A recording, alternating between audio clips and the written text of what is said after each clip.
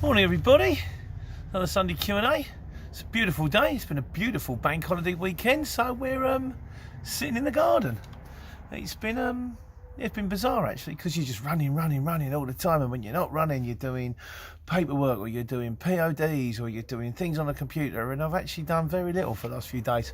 I spent the Friday, this is a question that someone turned around to me once.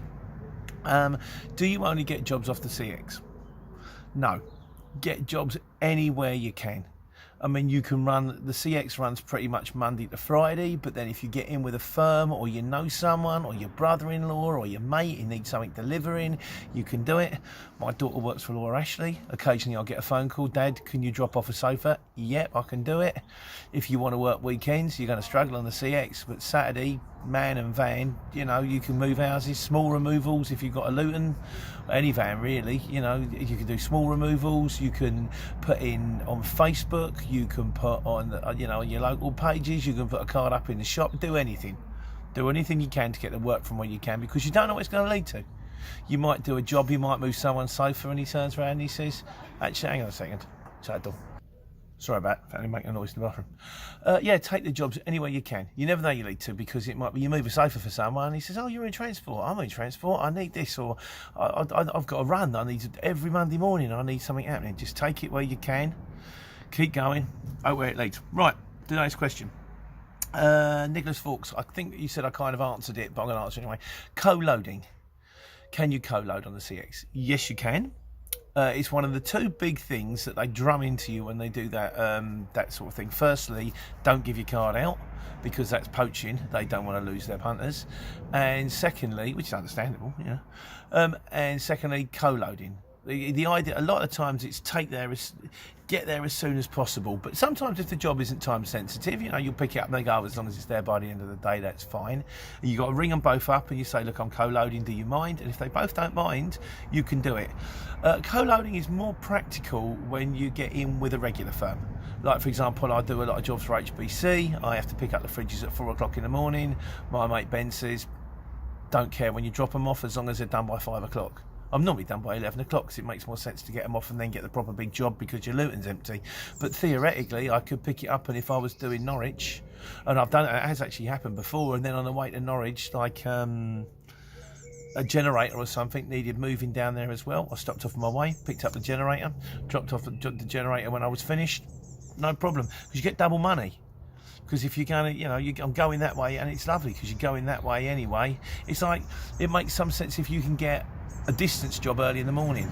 I did one on Friday. I did a distance job. I had to go up to Newcastle, and I was tipped by 10:30, which means then you're coming back a big distance. So you can do the job cheap, and you'll still get the money because it's return miles. But that sometimes makes sense. Also, sometimes doing little jobs around town makes sense. Don't lose a lot of diesel, end up close to home. But yeah, you work it out. But yeah, co-loading is good. If you can get it off, it's the way to. The best day I ever had, well, I had like 2 or 3 loads on board, and I was going up to Newcastle, and every one of those loads is worth like 150 quid each. So yeah, co-loading, if you can do it, brilliant. But you've got to get the permission. Don't want to upset the customers. Don't want a bad feedback. Get the bad feedback.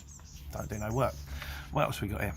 Yeah, it's James Hoddy. Lives in Norfolk. Did you get a lot of work out of Norfolk? You get work out of Norfolk?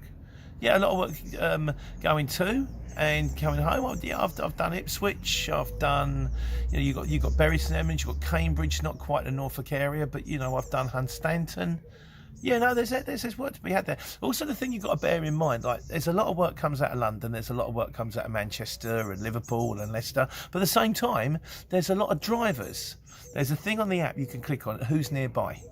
And if you're in London, or I mean, I've been in Leicester before, and I've clicked it on, and there's like 40 green pegs, all of them in big vans. And I'm thinking, God, the competition's going to be fierce for the job here. But then also I found myself in Swindon, or North Wales, or Mid Wales, clicked on 1 green peg. So, you know, if a job comes up, you're the guy. It doesn't matter if it's big van, little van, whatever, you're the one there, so you're the one that's going to grab it. So it's one of those things.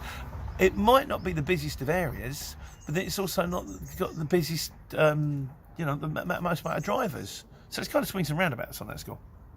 The prices I mentioned, do they include VAT? No. No, I am VAT registered, and it says it on my CX. So when I quote, say if I say it's 100 miles in a Luton van, I quote them £110. when the invoice turns up, it will say £110. It won't say £110. It will say £132, which will be £110 plus the VAT. And they just pay it because most of them are VAT registered, so they just pay it and they claim it back. Up until now, I've been running with the VAT for about 3-4 months. Only one guy has rung me and gone, "Oh, I didn't know you was VAT registered." And then I kind of went, "Well, yeah, I did do the job from cheap." And he went, "Yeah, okay, fair enough." So no, so the prices I quote don't include VAT, but I mean, you claim it, you pay it.